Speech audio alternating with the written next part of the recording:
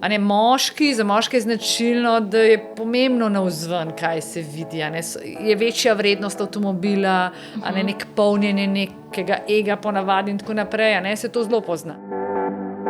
Dobrodošli v novem pogovoru Metropolitan podcasta. Z vami sem Živa Avžner. Hej, Ana. Živjo. Hvala, da si se mi danes pridružila ob skodelici kave na tem pogovoru. Z veseljem. Pa mi zaupaj, vidim, da ne piješ kavice. Kaj pa rada piješ? Ja, danes sicer imam čaja, ampak ker je bolj mrzlo. Ampak drugače pa najraje začnem s kakšnim kakavom. Res? Ali pa celo s kakšno vročo čokolado. Tako da imam zelo rada sladko, kar je mogoče malce nevsakdanje. A to je zjutraj za dvig energije s sladkorjem? Ja, tako je, za dvig energije s sladkorjem. No, takega primera še nisem imela. Evo. In to te dela posebno, evo. Ja, morda se še kdo pridruži mi. Torej, Anini finančni recepti, kaj ne? A bi se opisala kot finančna mentorica? Je to naziv, s katerim se mogoče predstavljaš? Ja, dolgo časa sem razmišljala, kaj je pravzaprav tisto, kar počnem, kako najlažje predstaviti svoje delo tistim, ljudem nasplošno, da bodo razumeli. In se mi zdi, da res finančna mentorica je nek tak izraz, ki, bom rekla, zaobide res tisto vse, kar počnem, in najraje počnem to, da mentoriram, učim ljudi pravilnega ravnanja z denarjem, ker v naši ekipi sem tista, ki se ukvarjam z ljudmi, ko so še čisto v začetni fazi. Mi rečemo v obdobju otroka, tako imenovanega, to je finančna starost, tista prva. In to imam najraje. Zakaj? Zato, ker se mi zdi, da v tem obdobju so rezultati najhitreje merljivi. In ker sem sama oseba, ki zelo stremim k nekim rezultatom, mi tudi zelo veliko to pomeni. Se pravi, da ljudem pokažem neke korake. Predvsem jaz pravim, da jim pomagam postaviti finančne temelje. Ker če smo čisto iskreni, večini ljudi na svetu manjkajo te finančni temelji. Ker če bi šli vsakogar analizirati, bi zelo hitro najdel, pa bi lahko rekli, Živa, tukaj le moraš paziti.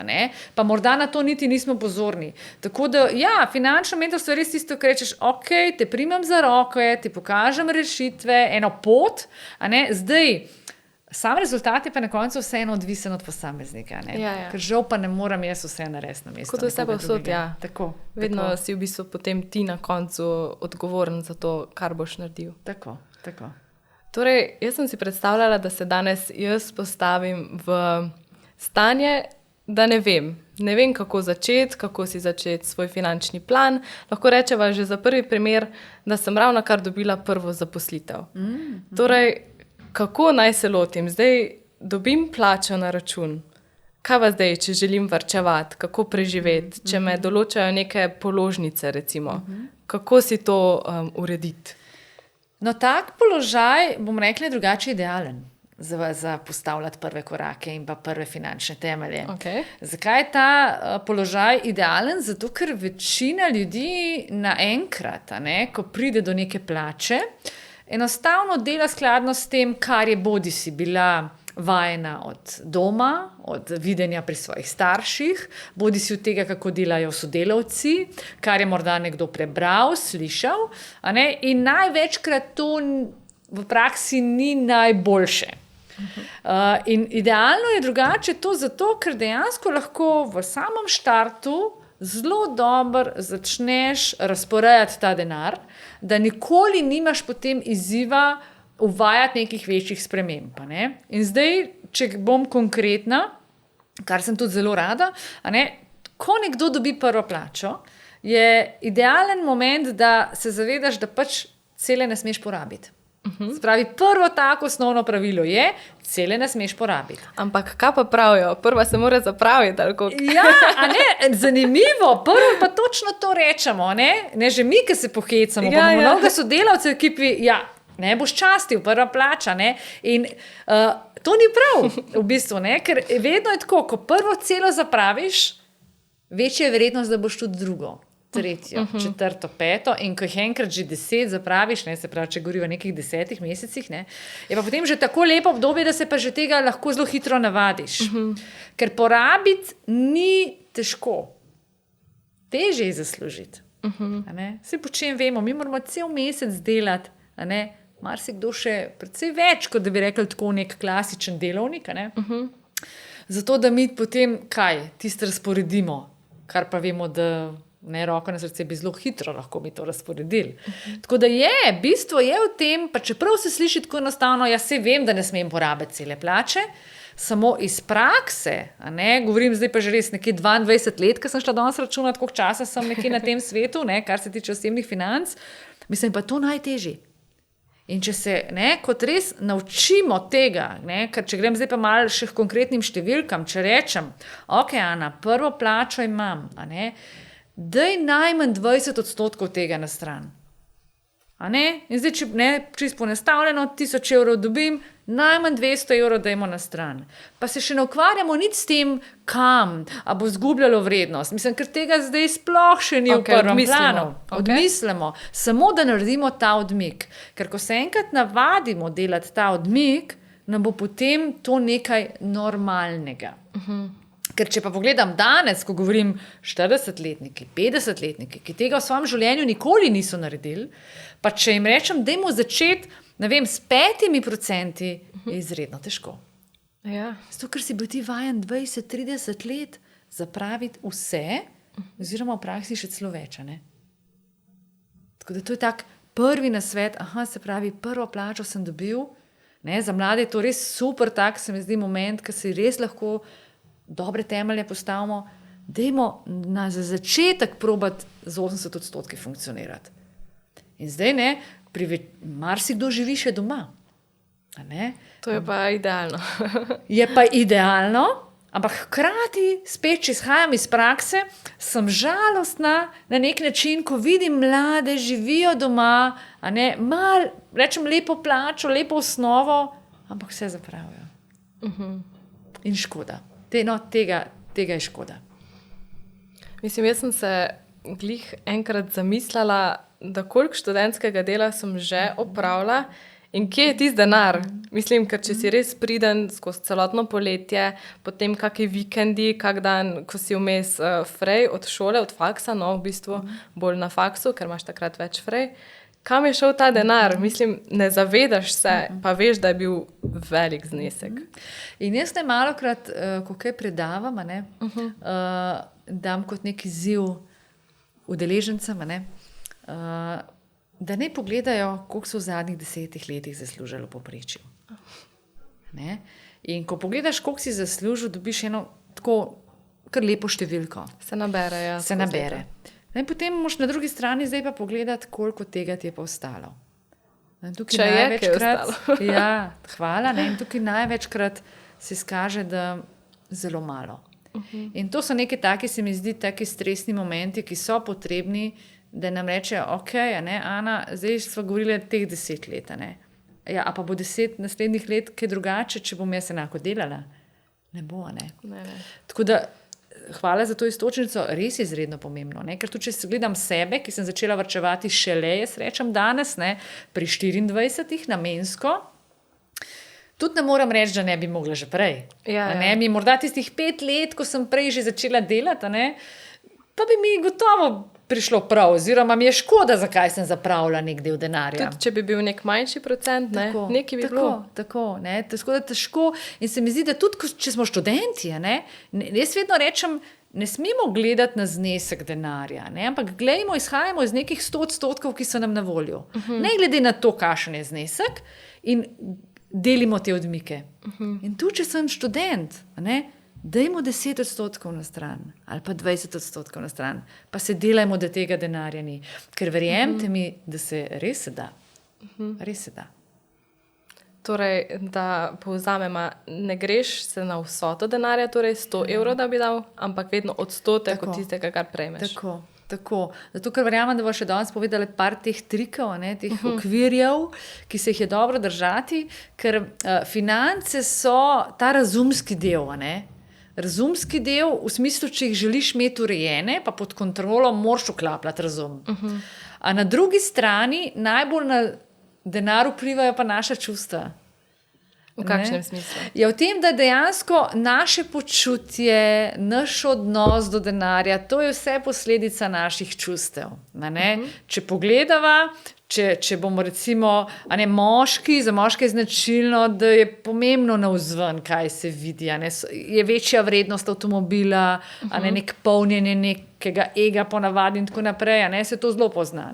Za ženske je dosti značilno, da če smo malce slabe volje, bomo hitro kompenzirali s kakšnim sicer manjšim nakupom. Ali pa tudi velikim. Ali pa tudi velikim, ampak to so vse vplivi nečesa drugega. Ker če bi pa imeli nek razum, ga znali uklapljati, se zavedali posledice tega mogoče nenadzorovanega porabljanja denarja, bi videli, da enostavno imeti kontrolo nad denarjem ni čisto enostavno.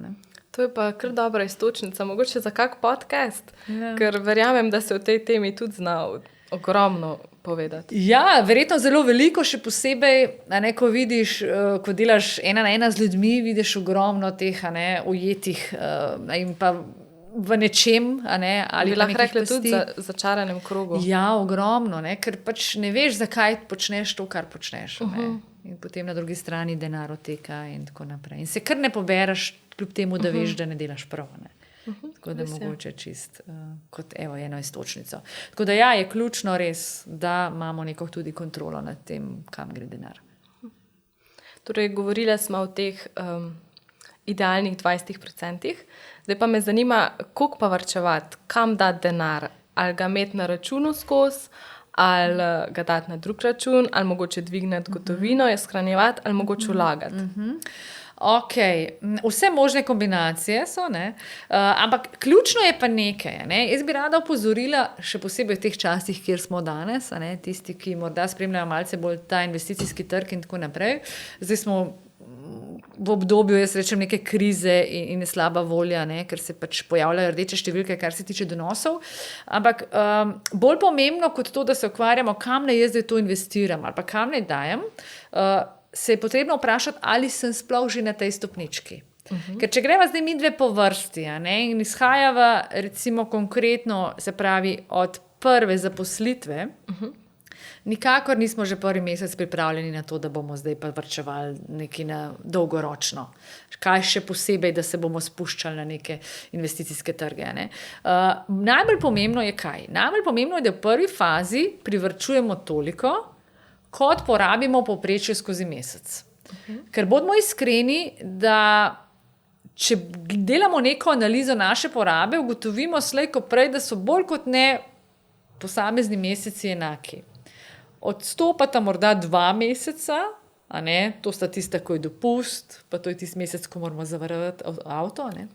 Takrat so malo večji odlivi. A se mogoče pozna tudi takrat, ko kupujemo veliko daril? Ja, bravo, hvala, pa mesec december je pa klasika. To takrat pa res.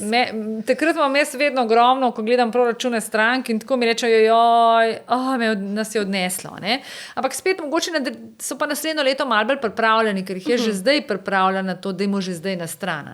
Ampak kaj sem želela povedati? Se pravi, so neki meseci, ki so bolj kot ne klasični in takrat mi vemo, koliko res denarja potrebujemo, ni nekih blaznih odmikov. In ko mi enkrat to vemo, vemo tudi, tokle rabim imeti vsak mesec na računu. In potem je način delovanja idealen tak, da si mi pravzaprav sami prvega v mesecu ta denar pač prenakažemo na račun. Ali pa ga imamo na računu, ker rečemo, da smo ga zdaj najprej privarčevali.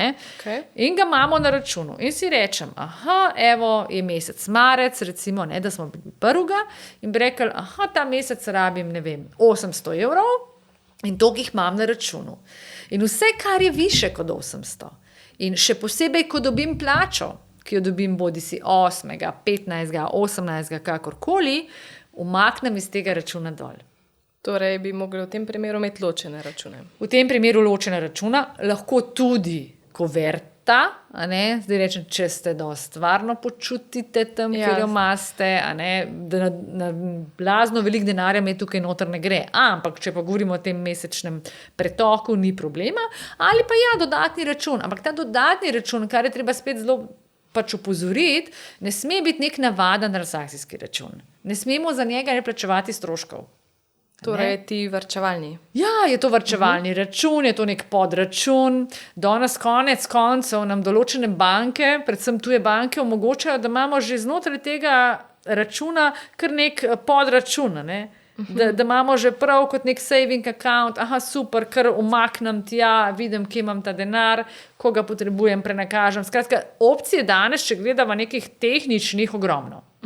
Ne, se moramo samo malce mogoče znajdeti, pa malo poiskati prave informacije. Malo možnosti tudi pretehtati, kaj se splača. Pa tudi ne bom rekla, tudi pomembna je občutek varnosti.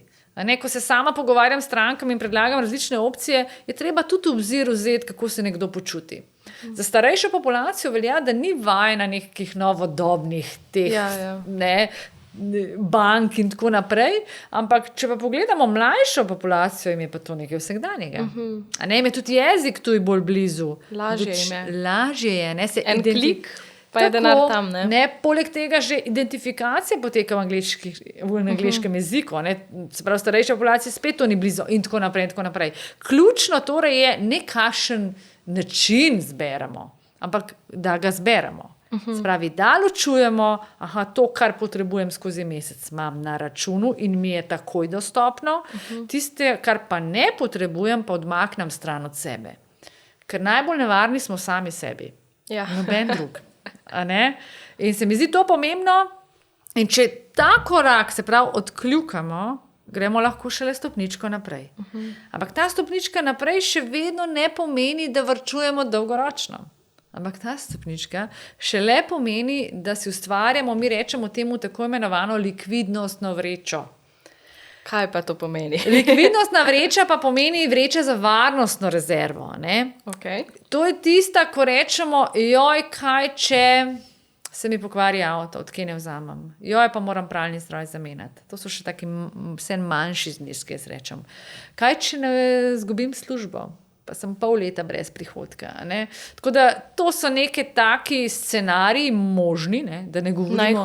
Najhujši. Ne? Spoznali smo zdaj v teh 2 letih, da obstaja tudi korona kriza, ne? Ki je prej totalno nepoznana, ki te pa polnoma ohromi. Tako da to se mi zdi, da je dobro vsem toliko obzir vzeti, res nekaj obstaja in res sem lahko ranljiv. Ja. Ker do tega je marsikdo se zelo počutil, ne? Svobodnega, suverenega, samozavestnega, kar ni bilo najboljše, ne, iz vidika financ, če tako gledamo. Zdaj smo pa dobili eno tako močno lekcijo. In ko to napolnimo, zdaj koliko velika mora biti, odvisna načeloma od posameznika, ampak nekje med 3 do 12 kratnikom porabe mesečne mora to biti znesek. Okay. Se pravi, ne vem, če ostajamo na 800 krat 3 je 2400, je minimum, ampak zdaj spet za koga minimum? Ja, za tiste, ki smo redno zaposleni. Ja. Ne, tisti nekako malo lažje, recimo, da preidemo na drugo mesto, ne? Dočim, da imamo pa nek SP, smo pa takoj na nekem 12-kratniku, ker smo toliko bolj ranljivi. In ko imamo šele to napolnjeno in šele potem lahko pa začnemo govoriti o polnjenju naložbene vreče, mi rečemo, to je pa tista, kaj bom pa zdaj z vsem tem denarjem na dolgo progo naredil. In kar bi želela poudariti je, da veliki večini ljudi manjka ravno ta sredinska. Se pravi, ta likvidnostna vreča. Ker imamo 2 pogleda. En je ta, da si rečejo, pa kje bom jaz to napolnil, to jaz nam nikoli napolnil, smo preveč neočakani. Po drugi strani pa obstajajo ljudje, ki jo napolnijo, pa rečejo, pa ne moram imeti z tega na računu, to izgublja vrednost. Pa je to res? Ja, na nek način je res, iskreno žal, sploh po teh časih, kjer smo danes, če je inflacija, 7%, ja, izgublja vrednost, če na računu. Bomo imeli naslednje leto, pač bomo manj dobili za ta denar, predvsem manj. Ampak žal, kakršnakoli premik tega denarja, pa hkrati pomeni lahko precejšnje tveganje na drugi strani. In če pa jaz rabim to vrečo za namene, kot sva rekli, kaj če, danes rabim za neko zdravljenje, recimo, tudi to so primeri, jaz ne morem tega imeti nekje zaklenjenega v nekem finančnem produktu, ker morda do denarja sploh prideti ne morem, ker tudi to obstaja. Kaj šele, da imam nekje noter, ker je vrednost padla in imam manj, kot jaz danes potrebujem. Ja. Tako da, to so vse taki, se mi zdi, pomembne informacije, ki grejo pogosto mimo nas. In to v bistvu prepogosto. In zato smo zelo stopicamo na mestu in se ne premaknemo in smo mogoče nesrečni. Pa da še razčistimo to porabo, ki si jo moraš določiti. A mogoče predlagaš to pisanje stroškov, zakaj se porabi denar v dnevu, tudi vse kavice, konc koncev. Ja, nažalost, mislim, to je tako neizogibno. Če bi obstajala neka rešitev, da bi rekla, joj, to pa ne rabiš nič gledati, bi jo z veseljem predala naprej. Ampak tako kot učim, tudi sama živim oziroma živiva z možem, ki pač enostavno, ne vem, že 8 leto verjetno, pač enostavno živiva z budžetom, mi temu rečemo. Okay. Se pravi, na podlagi nekega proračuna. Pregled za nazaj je nujno potrebno, da mi vemo, kam bomo po vsej verjetnosti šli naprej. Ker ne malokrat, ko vprašamo stranke, koliko pa vi mislite, da porabite, je ta znesek precej nižji, kot dejansko je. Ja. Če mi mislimo, mi pa res toliko ne porabimo, pa se na drugi strani moraš vprašati, zakaj pa ni takega ostanka na računu. To je prvi tak pokazatelj, da nekaj ne štima. Ja. In to je drugače najtežje narediti. To je tisto soočanje samim sabo. In tukaj velikokrat pride do zanikanja, velikokrat rečeš, vem, da delam narobe, pa hkrati ne želim tega pogledati. Tudi če pogledamo, bomo našli razlog za porabo zelo hitro drugje, če ne v kakšnem drugem, kot osebi. In to je tako, jaz rečem, taka razgalitev pri financah, ki je najtežja. In marsikdo tudi si mogoče reče takrat, se označi kot nesposobenga, ker pač nekaj vidi. Ampak vse nesrečem ne moreš zdraviti tistega, če ne veš, kaj te boli oziroma kaj sploh je razlog te bolečine. In zato je pomembno, da pogledamo najprej v prvi vrsti, kje smo. Jaz rečem, se danes spet, če gremo na neko tehnologijo pogledati, recimo sama uporabljam pač banko, ki mi to vse omogoča in imamo vse avtomatično zabeleženo. Je pa res, da zelo redko delujem z gotovino. Ravno s tem namenom, ker pač imam potem vse evidentirano. Na drugi strani so pa ljudje, ki jim zelo ustreza to vodenje. Želijo voditi, imajo nek Excel ali pa karkoli drugo, kjer potem evidentirajo. Je pa pomembno to, da to delamo sproti. Ja. Zakaj? Zato, ker če mi delamo to nekaj za nazaj, se bo konec meseca zgodilo, da bomo videli, da smo za kavo porabili 100 evrov. Prihodkov imamo pa bistveno premalo za tak strošek, če tako rečem. Ja. Ampak spet, a je to narobe, če nam to veliko pomeni? Tako da jaz vedno rečem, da ključni v temu, pri financah pogosto mislimo, ali nas je pa strah, a zdaj bom pa jaz bil na neki finančni dieti in si ne bom smel nič privoščiti. To je daleč od tega. Imeti finance pod kontrolo pomeni to, da ti natančno veš, kaj ti veliko pomeni in kaj ti ne pomeni. To je, bom rekla, tako, to pomeni delo na sebi kar nekaj časa, to ni čez noč. Več mesecev oziroma let, bi s temu rekla. Ampak, ko enkrat to ugotoviš, ti je zelo enostavno reči marsičemu ne. Tako da to se mi zdi zelo pomembno, da pogledaš, kje si danes. Jaz tudi vedno rečem, sej za nazaj itak ne moramo nič spremeniti. Smo delali napake, nič hudega, a nam je kdo kaj drugače povedal, nam ni.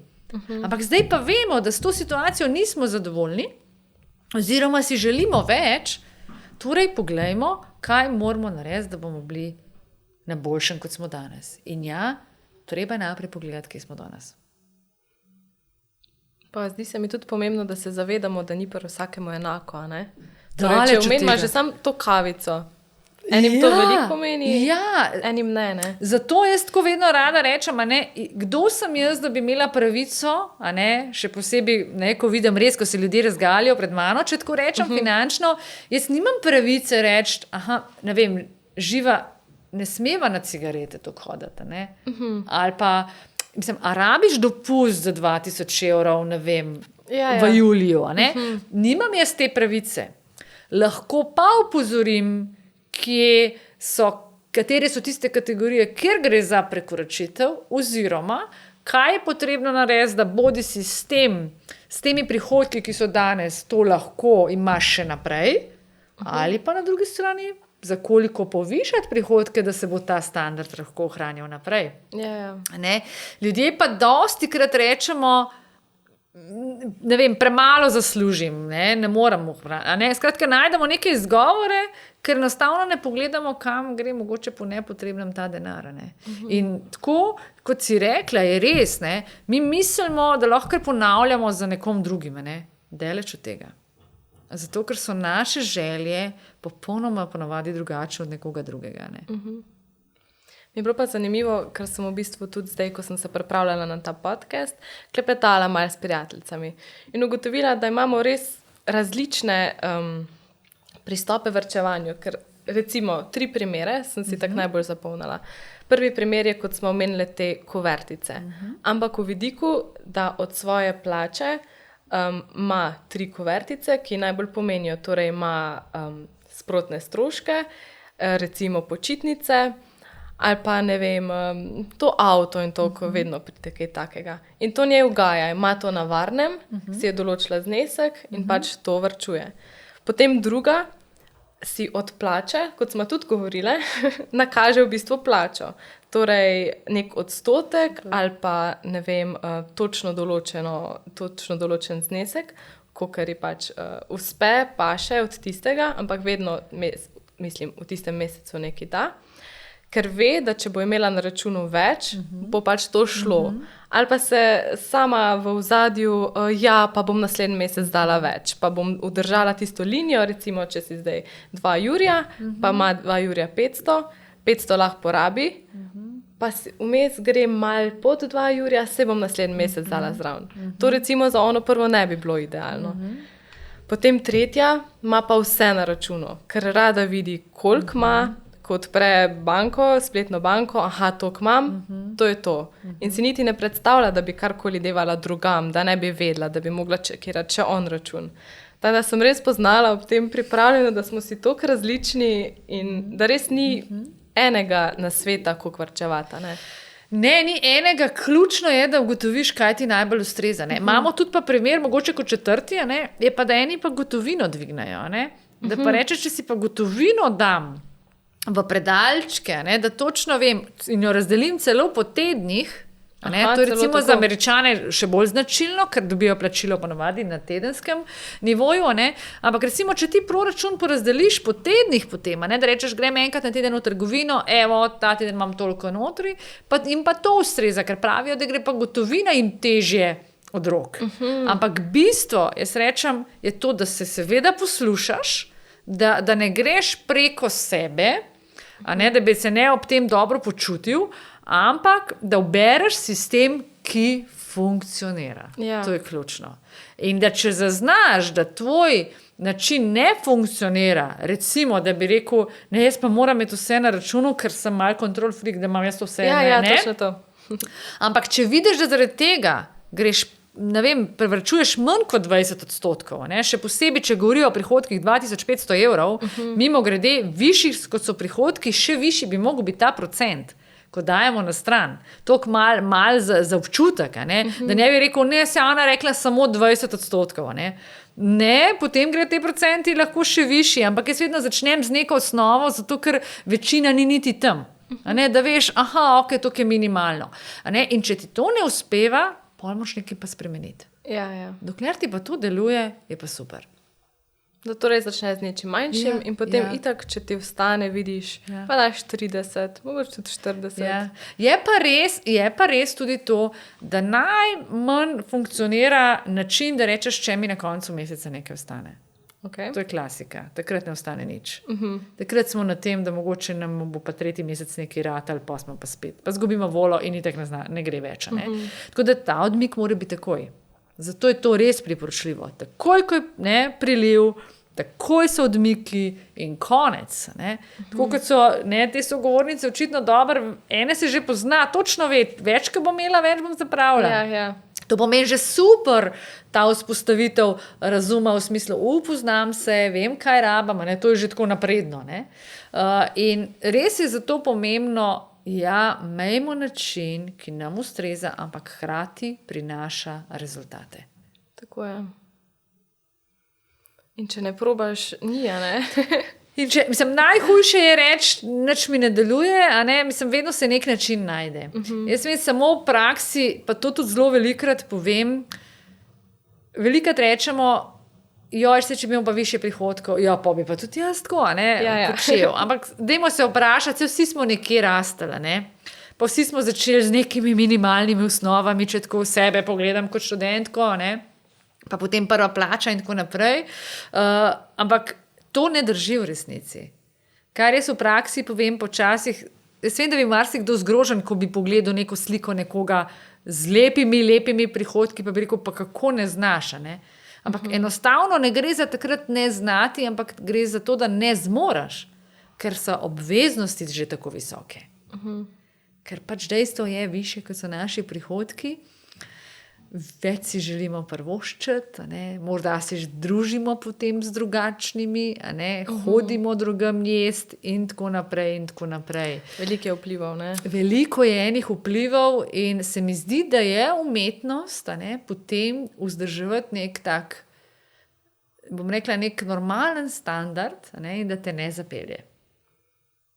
Ker tam so pa spet pri čustvih, Zakaj je toliko milijonarjev, ki bankrotirajo, to v zelo nekem kratkem obdobju, ali imajo celo manj, kot so imeli preden so zadeli na lotu, če gledava te milijonarje. Zato, ker je pač to dokazano, da enostavno nisi zmožen kontrolirati teh svojih čustev. Zato. Kaj pa, če gremo zdaj na nekoga, ki mogoče dobiva minimalno plačo? Kaj pa je v tem primeru nasvet? Mislim, verjetno ima v glavi, da pa ne more varčevati. Zdaj lovijo te neke položnice, ki niso nič manjše, zato ker imaš ti manjši prihodek, ker si pač med tistimi nižjimi. Ja, kadar gre za minimalno plačo, moram kar iskreno povedati, sem že videla take primere, so si zelo različni. Imamo primere, zdaj moramo malo ločiti. Je primer, kjer je en sam, samohranilec ali samohranilka z minimalno plačo. Tukaj rečeš samo lahko podol, da taka družina preživi recimo z otroki. Potem imamo pa tudi primere, saj jaz sem že take imela, kjer sta bila oba na minimalnih plačah z 2 otrokoma, pa sta prihranila v enem letu 8,000 evrov. To zdaj, čisti, ki si znate zračunati, to pomeni, da so z eno minimalno plačo živeli. Res je bilo, da je bilo to v korona krizi, ampak dejstvo je pa bilo, da sta imela pač zelo, zelo jasen cilj. Tako da vedno obstajajo primeri, ko boš rekel, nikakor ne zmoraš. Jaz vedno rečem, da tudi ljudje imamo različne možnosti, nažalost. Se pravi, nekdo ima lahko tudi neko še bolezensko stanje vzadej. So pač primeri, kjer mora biti tudi sistem, tako bom rekla, narejen, da takšnim pomaga. Po drugi strani pa poznam tudi primer, kjer je nekdo zdrav, pa je na minimalni plači, pa vedno rečem, a smo res naredili vse, kar je v naši moči, tudi na strani prihodkov. Kar pomeni, če nismo zadovoljni s tem, ker smo danes, dajmo pogledati tudi drugo stran. Se to velja vedno na splošno, kadarkoli nismo zadovoljni s kakršnimi koli prihodki, dajmo pogledati, kje lahko dobimo več. Kaj moramo na drugi strani za to narediti, da bomo imeli več. Ali smo pripravljeni iti iz neke cone udobja in tako naprej in tako naprej. Ni to zelo tako, enostransko, zdaj mi pa ti naredi, kar lahko iz tega prihodka. Ne da se vedno, ampak vedno, jaz pa vedno rečem, vedno pa obstajajo rešitve, ali pa rečva, saj v 95% pa obstajajo rešitve, ampak je vprašanje, ali smo jih pripravljeni sprejeti. Ker tako kot sem rekla, kadar jaz dobim tako vprašanje, vedno rečem, dajmo pogledati celo sliko.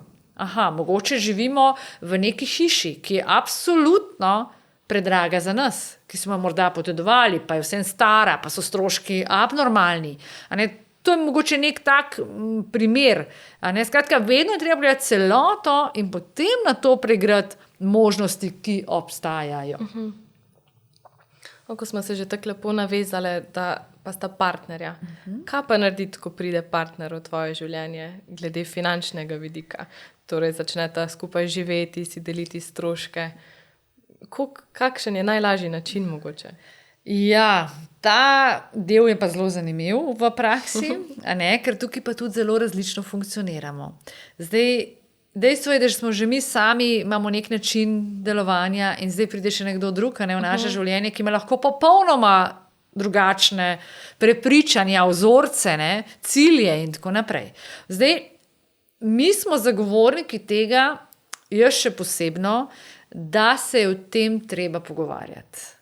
In to bom rekla čim prej, če ne najkasneje, ko začnemo živeti skupaj. Takrat je nek moment, ko je treba spregovoriti o tem, kako bomo zdaj delili te stroške.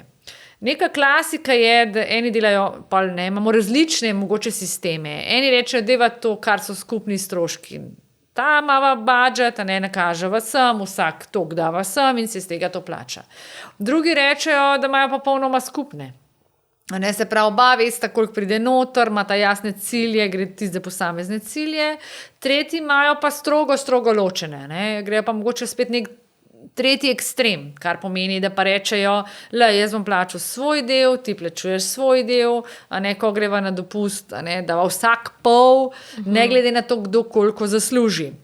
Zato vedno zelo poudarjam, da v partnerstvu se velikokrat dogaja, da naši prihodki niso ravno popolnoma enaki in da če se ne pogovorimo na način, da obema res ustreza, da se oba dobro počuta in oba hkrati zasledujeta tudi svoje finančne cilje, potem na dolgo progo bo ta uspeh težko zagotovljen, tudi kar se tiče funkcioniranja v vezi. Zakaj? Če spet grem iz prakse, zato ker se naprej nam je super, smo zaljubljeni, vse nam funkcionira, ampak ko pa enkrat pridejo v družino tudi otroci, pa ponavadi ženske še posebej prevzamemo tisto vlogo, da oblačila, itak bomo šle me kupovati, se bomo čez šolo plačali, hrano me prevzamemo in naenkrat je teh stroškov zelo veliko nabere. In ne malokrat zaje kar večino prihodkov mogoče, ženske recimo, lahko je tudi obratno, tukaj sploh ne gre za spol, ampak kot primer partnerstva in seveda potem ta oseba začne toniti. Ona si ne more nič dati na stran, če ima ta ločeno. Ona ne more niti, ko pride do nekega potrebnega popravila, to popraviti. More prositi partnerja. In to že ni dobro, ta odnos, da mora že prositi nekoga. Tudi ona se ne bo počutila v redu. Ona se ne počuti v redu. In ko jaz govorim z marsikatero mamico, mi potem, ne malokrat slišim tudi to, saj nimam nič od njega. Finančno, se on pa pol plača tisti dopust, iskreno tudi mi ni več do tega, ker se ne počuti več dobro v nekem odnosu, ker misli, da je za vse sama. Ne more si tiste, če pa si kupi morda neko obleko, ima pa slabo vest. In to ni dobro za partnerstvo. Zato vedno zagovarjamo odkrit pogovor, ker ne nazadnje, moramo tudi vedeti, kakšen je nek standard cele družine. Če smo prej govorili, da moramo ugotoviti, kakšen je naš, kot če smo sami, moramo tudi vedeti, kakšen je cele družine. Ker kaj pa če glavni prinašalec, bom rekla, vira dohodka, kaj pa če on zboli? Moramo mi še zmeraj preživeti. Kaj pa če se mu posel ne izide tako, kot bi se mu moral, pa spet se vse podre. Tako da to so vse neke take realne situacije, ki so marsikje se že zgodile in zato je pomembno, da se skušamo v teh situacijah dobro naučiti. Zato tudi mogoče en tak nasvet mini, že to, da uporabljamo besedo najno, namesto moje, tvoje ali celo bolje naš denar, je veliko bolje. Že tukaj se delajo te razlike, če rečemo, a boš ti plačal, a bo danes pa ti plači, ker še nisi plačala. Že tukaj moramo biti zelo pozorni. Tukaj ni pomembno v resnici kdo kaj. Pomembno je, da vemo, koliko denarja imamo na razpolago in iz česa plačujemo. To pa, kot si rekla, samo s pogovorom, z odkritostjo. Tako da popolno zaupanje se pokaže, jaz rečem, pri financah. Tam se zelo popolno res to zaupanje vzpostavi, če se ne. Ampak če pomislim, mogoče pri našem narodu, pri Slovencih je vedno okrog teh financ, ali se potem se skrega, karkoli, že samo to se gleda, ko nekdo umre, potem se pa kregajo zaradi tistega premoženja, zaradi parcel. Vedno je nekje ta denar. Ne bi rekla, da sem za Slovence, ne, se to, jaz mislim, da je posod po svetu to velja. Temu se reče naenkrat, mogoče tisti, ki nimajo, vidijo, da bi lahko mi imeli, pa prišli do nečesa končno. A ne. Veliko krat pride v spredje nek pohlep, ki rečemo, da je sovražnik številka 1 vsakega posameznika. Ko je prej mogoče skrit. Ki je prej skrit, ko pa enkrat, če pogledamo, ne, že same trge ali pa neke nove, neke finančne inštrumente, ki se pojavijo, ne, pa če pogledamo, ne vem, tak kripto, ne, velecenjeni, ki je zdaj tako popularen, dobro, zadnje ni malo manj, ali pa tedne, ampak ne, kaj hočem povedati, ne, vsak mu se zbudi, ne, enkrat tist, mogoče bom pa tudi jaz nekoč bogata, ne. Mogoče sem lahko pa tudi jaz del tega. Kaj ni nič narobe s tem, ne? Si se vsak zasluži, ampak bolje vprašanje, kaj pa bi mi s tem denarjem naredili. Ne, ljudje veliko krat navedo, da za neko res srečno življenje ne rabi zelo veliko. Ne rabi zelo veliko, to je prvič. In kot drugič, res, če ne veš, kaj bi z njim, zakaj bi ga potem sploh imel, ne? Tudi tako, na tak način delujemo. Tako da se mi zdi, da v takih situacijah se zelo pokaže ta pohlep, ne?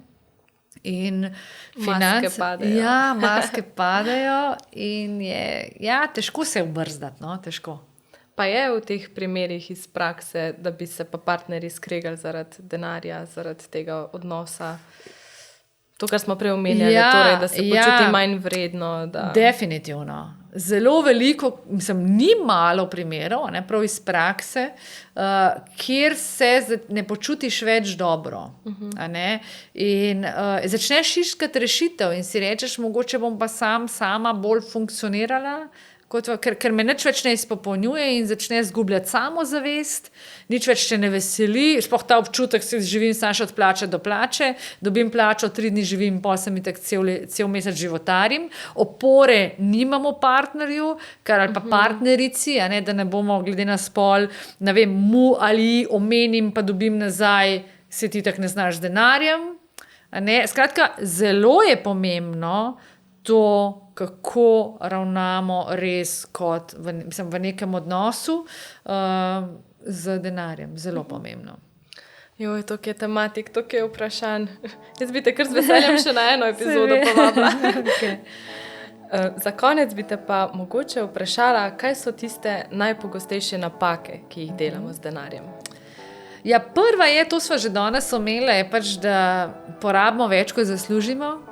Tako enostavno se sliši, ampak dajmo si iskreno priznati. Jaz vedno rečem, dajmo pogledati, koliko imamo kreditnih kartic, pa imamo limit ali nimamo, koliko imamo nekega gotovinskih kreditov.